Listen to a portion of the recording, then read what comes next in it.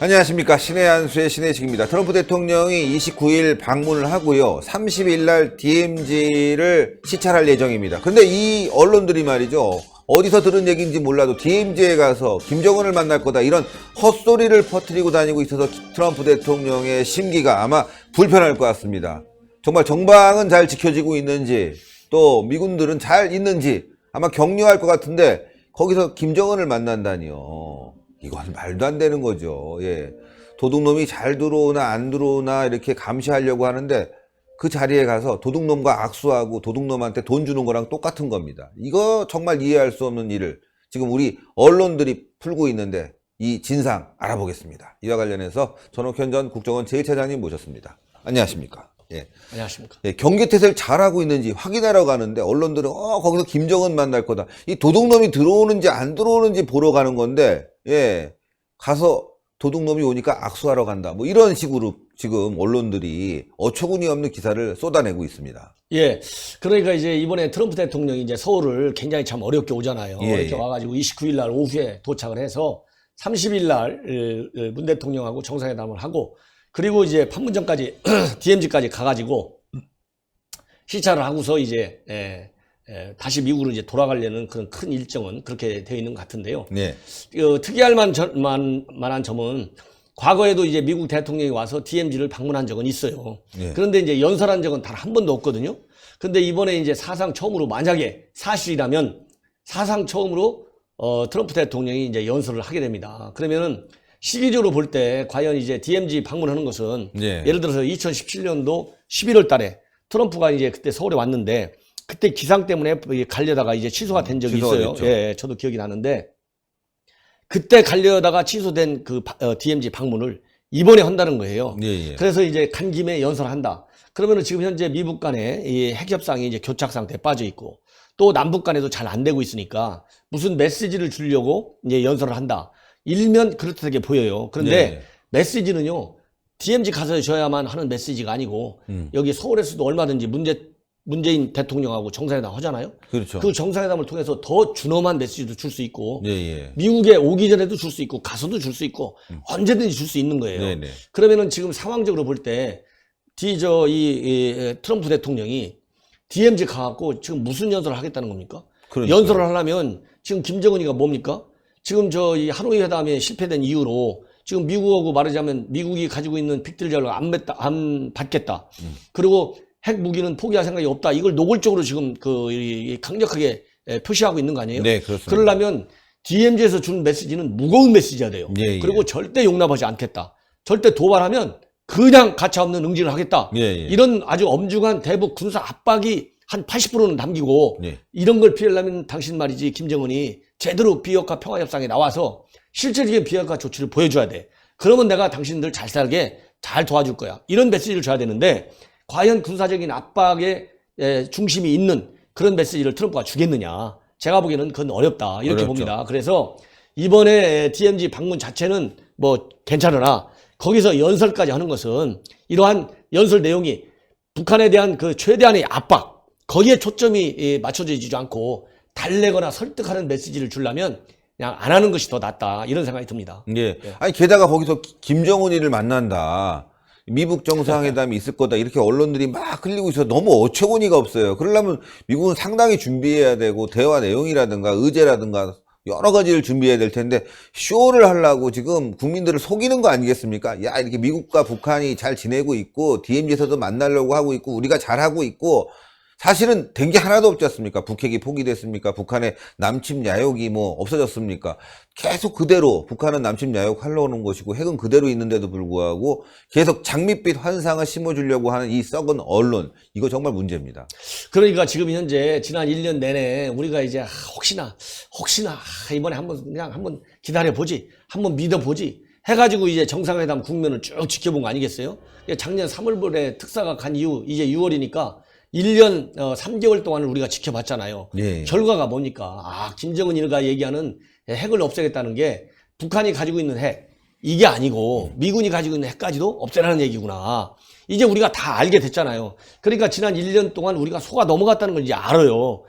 그럼에도 불구하고 아직도 이렇게 들떠있는 환상적인 장밋빛 정말 희망적인 낙관적 사고에만 빠져가지고 이것이 이번에 김정은이가 만약에 판문점에 만약에 트럼프가 왔을 때 오면 뭐 대단한 정말 비핵화의 실질적인 조치라고 믿을 만한 것이 나올 거라고 또 착각을 해가지고 이런 거를 자꾸 추측 보도하고 이러는데 제가 보기에는요 김정은이 죽었다 깨어나도 안 옵니다. 예. 김정은이가 지금 판문점에 오면 누구를 제일 좋게 시키겠어요?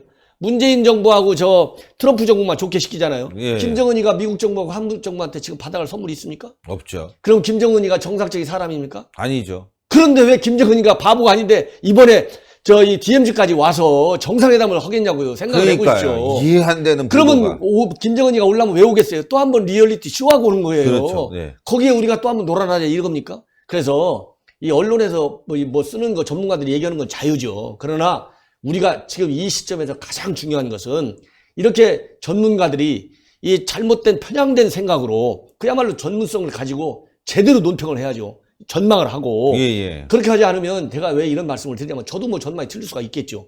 왜 그러냐면 김정은이가 작년 내내 거짓말로 다녔잖아요. 거짓말에 놀아나는 대한민국 그다음에 전 세계 언론들 여기에 김정은이가 맛을 봤단 말이에요. 네. 그러니까 이제 김정은이가 간이 커진 거잖아요. 그렇죠. 이렇게 되면 김정은이는 시간만 벌면서 몰래 뒤에서는 계속 핵과 미사일을 증강시키고 앞에서는 거짓 평화 쇼를 하고 이러다 보면은 우리 국민은 결국 어떻게 됩니까? 핵을 인질로 해서 핵의 인질이 되고 핵을 머리 위에 지우고 사잖아요. 네. 그럼 우리야 뭐 대충 살 만큼 반 이상 살았으니까 그렇다고 쳐요.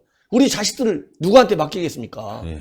지금이 아니면 핵을 이 협상을 통해서 하기가 굉장히 어렵고 이게 안 되면 그야말로 핵 무장국가로 그냥 보고서 살 수밖에 없어요. 특단의 조치. 미국이 전술핵을 갖고 오고 우리가 이제 한미 공조를 튼튼하게 하고 군사적 압박이 없는 한 미국이 북한이 가지고 있는 핵을 없애기가 보통이 아닙니다. 그렇기 때문에 지금 이 시기야말로 미국이 가지고 있는 최대한의 압박 전략에 맞춰서 우리가 봐야 되고 그 틀에 맞춰서 언론이든 학자든 냉정하게 평가와 분석을 해야 된다. 안 그러면요 김정은이의 심리전에 다 말려드는 그런 우를 범하는 거예요. 그렇죠. 제가 그게 우려스러워서 이런 방송을 지금 하는 겁니다. 그러니까요. 정말 우려스럽습니다. 한번 누구 내기 좀 하자고 그러면 좋겠어요. 예. 김정은이가 이번에 DMZ 오면 무슨 그 카지노에서 내기 하듯이 한번 예. 아마 언론들은 그렇게 내기를 하게 되면 뭐 제가 언제 그랬습니까? 그렇게 됐으면 좋다고 제가 얘기하는 거지 제가 꼭 그건 아닙니다. 이렇게 발 뺄지 모르겠지만 정말 어처구니 없는 상황이고요. 트럼프 대통령의 이번 방한은 또 지난번과 마찬가지로 주한미군을 격려하고 안보 태세를 점검하기 위함이지 뭐 한미동맹 강화?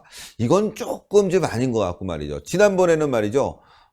국립현충원을 참배했단 말이죠. 오자마자 이번에도 참배할 것인지 또 천안함은 가게 되는 것인지 뭐 부통령은 천안함을 갔으니까요. 펜스 부통령은 이번에는 천안함을 가게 될지 이런 것도 상당히 궁금합니다. 그게 아마 큰 방안의 메시지거든요. 제가 보기에는요 이번에 트럼프 대통령 오면 삼척항 좀 가봤으면 좋겠어요. 삼척항. 삼척항. 삼척항 가가지고 김정은이의 실체를 그리고 DMZ 가서도 김정은이의 실체를 야 이거 GP 철수공개 제대로 잘했냐 안 했냐 남북 군사합의에서 처음에는 굉장히 폼페이오가 기분이 나빠가지고 강경화정한테 화났다는 거 아니에요. 전화로다가 야단쳤다는 거잖아요.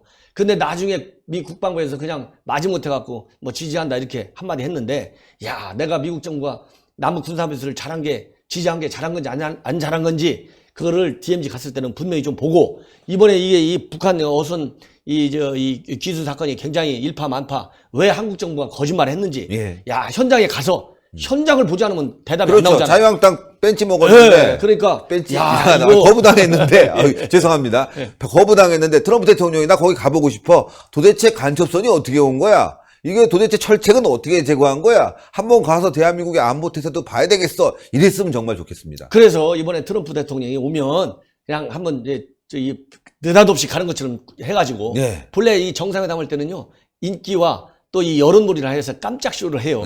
깜짝 방문. 다 책상 위에서는 다 이미 다 전개돼 있죠. 정리가 돼 있지만 이 언론의 공개는 그렇게 트럼프 대통령 와서 딱 보더니 한국에 오니까 이 어선 사건이 심상치가 않구만. 내가 삼척 한번 가보겠어. 그래서 간다. 이런 식으로 해갖고 트럼프가 삼척항 딱 가면요.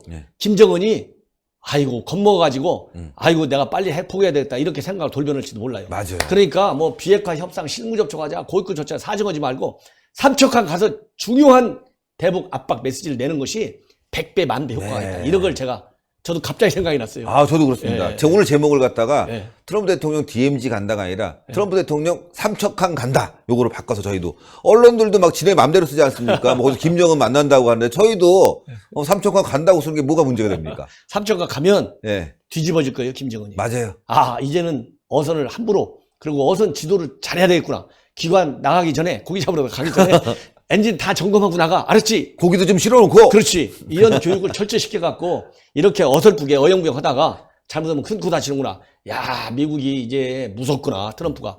야, 이거 제대로 해야 되겠네. 정신 바짝 차리고 비핵화 협상, 3차 미국 정상회담 더 빨리 나올지도 몰라요. 예. 3차 한번 가면. 네, 맞습니다. 예. 네, 오늘도 좋은 말씀 대단히 감사합니다. 감사합니다. 네, 여러분들 전옥현의 안보정론TV 정말 많이 봐주십시오. 그리고 구독도 해주시고요.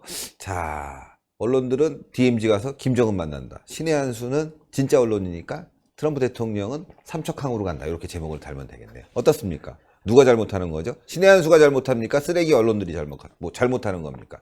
제가 봤을 때 신의 한 수가 잘하는 것 같습니다. 여러분들 신의 한 수 구독 버튼 꼭 눌러주시고요. 추천 버튼 댓글로 많은 성원 부탁드리겠습니다. 대단히 감사합니다. 감사합니다.